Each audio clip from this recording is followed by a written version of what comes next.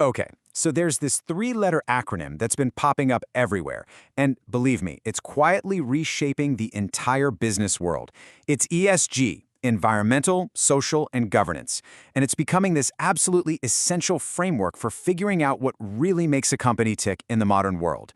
So let's get into it. What's it all about? Think about it. For the longest time, the answer to this question was, well, it was pretty simple, right?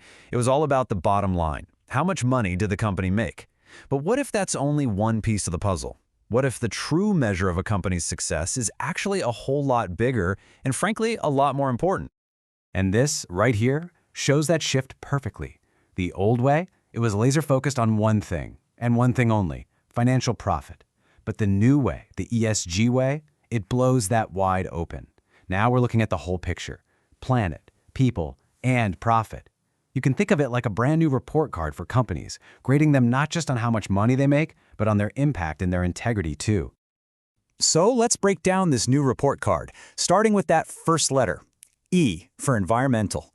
This is pretty much what it sounds like. It's all about how a company interacts with the natural world. What's its carbon footprint? How does it use resources? What's its overall impact on the planet we all share?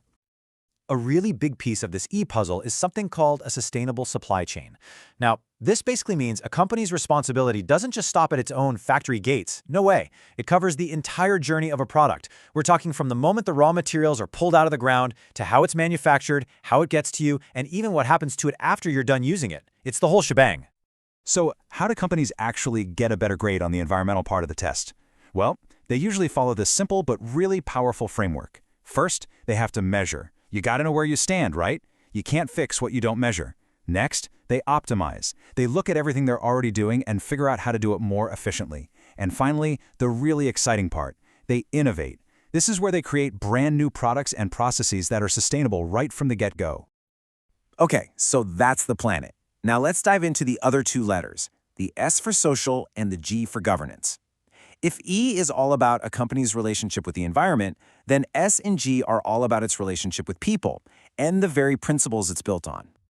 Let's break this down a bit. The social pillar, that's the people part. How does a company treat its own employees? What about the communities where it operates? Are the labor standards fair? Is it being a good neighbor? Then you've got governance. Think of this as the company's internal rulebook. Who's in charge? Is the leadership held accountable? And crucially, does it manage risk in a way that's responsible and protects its shareholders? All right, so knowing what the letters stand for is one thing. But how does a company actually weave all of this into its DNA? How does it go from being a theory on a slide to real-world, everyday action? Well, it's a journey, and it shows that ESG isn't some one-off project. It's a really deep commitment.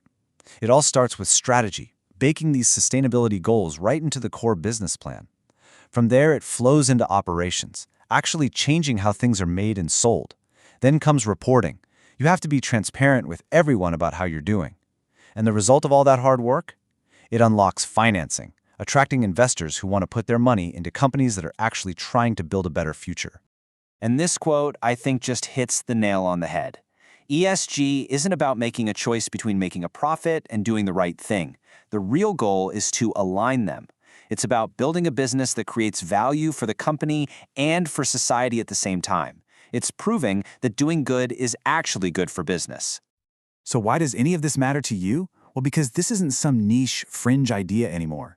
ESG is fundamentally changing the rules of the game for business. It's influencing where people decide to invest their money, where the best and brightest talent wants to work, and yeah, even which brands you and I choose to buy from. So at the end of the day, ESG is so much more than just a new report card or a set of corporate buzzwords. It's really a new map for the entire business world. It's already changing where money flows and how companies operate. And that leaves us with a really crucial question for the future. As this way of thinking becomes the new normal, how will it fundamentally change the world we all live in?